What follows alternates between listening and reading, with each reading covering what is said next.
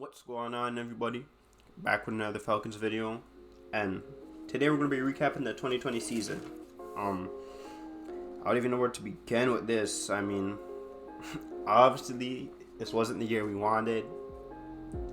Some would say it's not the year we expected, but when you're a Falcons fan, I mean, you just never know. I mean, you really just never know. I remember one year we went 13-3, and then we proceeded to go like 4-12 the next season. Obviously that was our record this year, 4-12. And we had some pretty bad games. I mean, obviously the number one that everybody's going to talk about is that Cowboys game. I mean, that was just absolutely god awful. I don't even like talking about it. I just want to forget about that game, I promise you. The Bears game was another really bad one. I mean, I think Nick Foles stepped in like the fourth quarter, I want to say, but it might have been the second half, and he threw for 3 touchdowns on us and just tore apart our defense. And then he didn't do nothing for the rest of the season, and he even got benched for Mitch Trubisky again. I mean, only against us, right? The Detroit game. I mean, play the clip. Don't score. Yeah, I would. Don't score. Down. Don't score. Get the first, get down. The give is to Gurley. Gurley through the middle. They're going to let him score, and he went in. That's a big mistake by Todd Gurley. Lions are going to get it back. What a mental mistake by Todd Gurley. Don't score. Yeah, I would. Don't score. I mean, like those 3 games right there that I all just mentioned is just us shooting ourselves in the foot. I mean, just straight self-inflicted wounds. And that's what the Falcons are known for, obviously. Don't even let me say it, but I'll show it on the screen. What, obviously, classic Falcons football, man. Classic Falcons football we got going on. The Chiefs game was a big one. We lost that, obviously. I mean, AJ Terrell, man. I mean, what a play, but it wasn't a play at the same time. I mean, you just gotta come down with that, man. Gots to calm down with that. The Chargers game, that was a battle between the biggest losers, and obviously ain't nobody better than losing games than the Atlanta Falcons. Even though the Chargers were pretty bad at it, we're pretty good at it, but nah, we're just the best ever when it comes to it. My first matchup versus the Bucks, we were up 17-0 at half, and just, goodness gracious, I mean, to summarize the 2020 season the best way I could, I'll call it a classic, an absolute classic Falcons season. I mean, that's just Falcons football right there, and it doesn't get better or worse than that.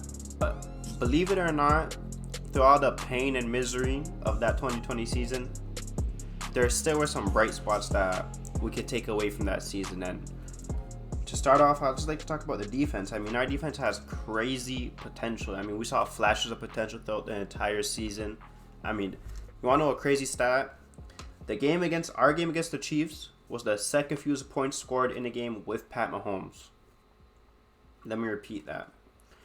The Atlanta Falcons game versus the Kansas City Chiefs was the second fewest points scored in a game with Patrick Mahomes, one of the most electrifying quarterbacks we've ever seen in the game of football. I mean, he just comes on the field and he lights it up every single time, week in, week out.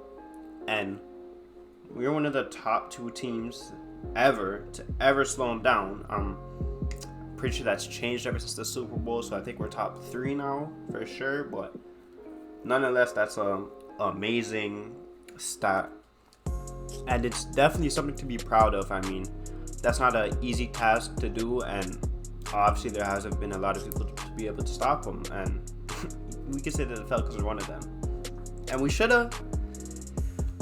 really should have won the game off that interception. We could have ended it off. That'd been the cream of the crop. A pick on Patrick Mahomes, our rookie DB, on his best receiver, one of the best receivers in the game of football. And AJ Terrell had great coverage on the play. He just simply couldn't bring the ball in, and that's what ultimately lost us the game, you could say. I mean, he catches that's game over. We win. We beat a Super Bowl contending team. I mean, that just shows what the Atlanta Falcons were. I mean, we're a great team. We can compete with anybody. but we just always find ways to lose games. But I'm tired of talking about losing, but that's just what the Falcons are, and it's unavoidable when talking about it. But obviously, back to the topic.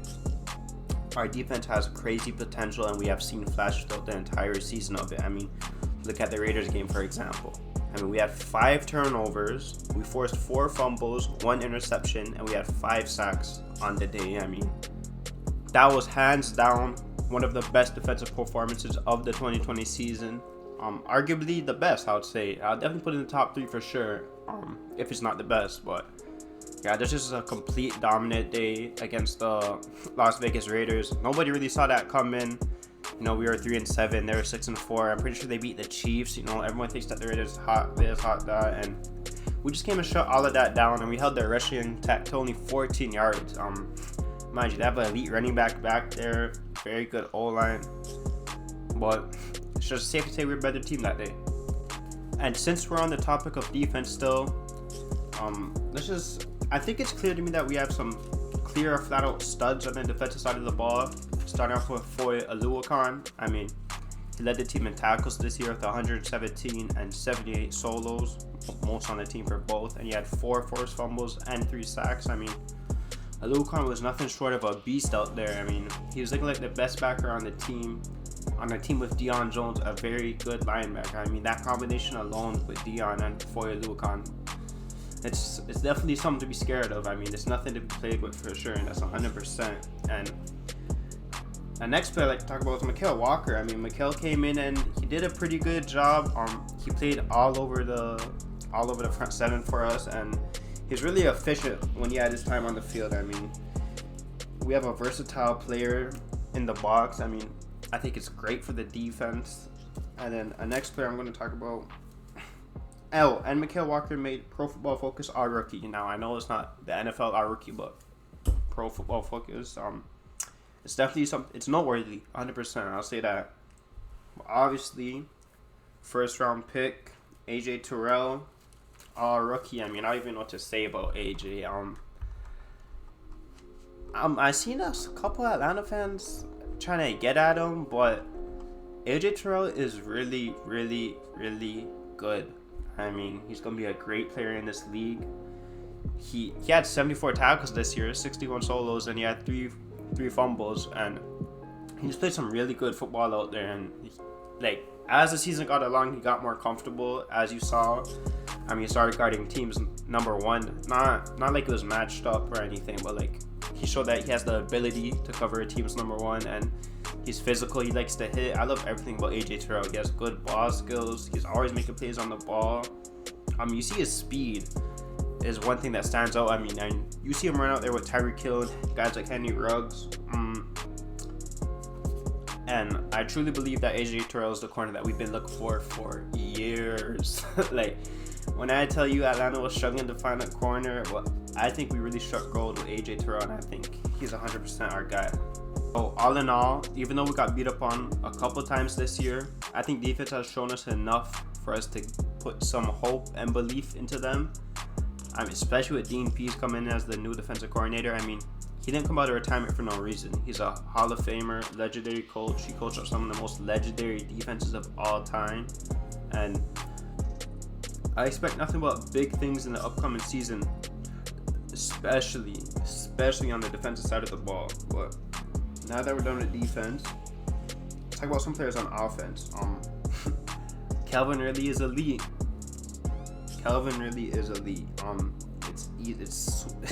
It's safe to say that we have 2 number 1 receivers on the roster. No doubt, no question in my mind.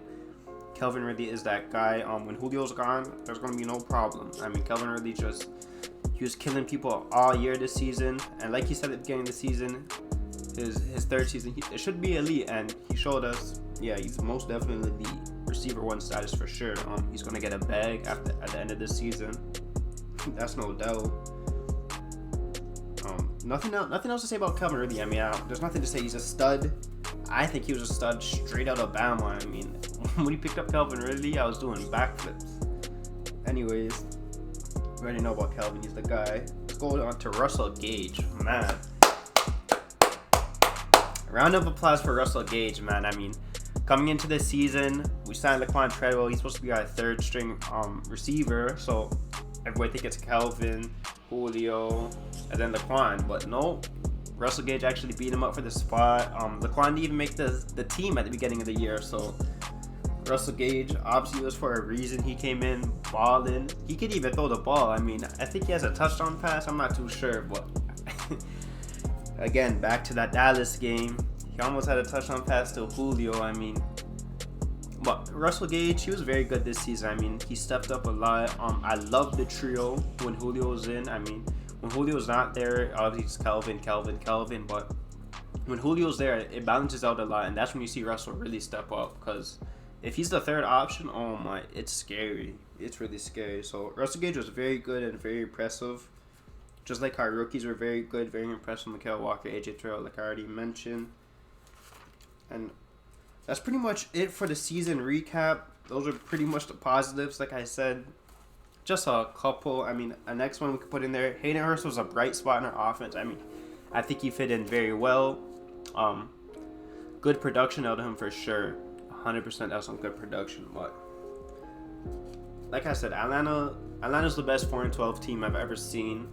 We could compete with anybody, but our big problem is just finishing games. We gotta find a way to just put these games to rest, man. I mean, it's killing us. It's really killing us, but especially with all the new changes we made, the draft coming up. I mean, we have the number 4 overall pick. Who knows what we're about to do with that? But I expect Atlanta, obviously, one, to be competitive next year. But let's just hope we're some real contenders. And yeah, I'm gonna wrap it up with that. Thank you guys if you made it this far. Leave a like, subscribe if you're new. All of that. Plenty more videos coming.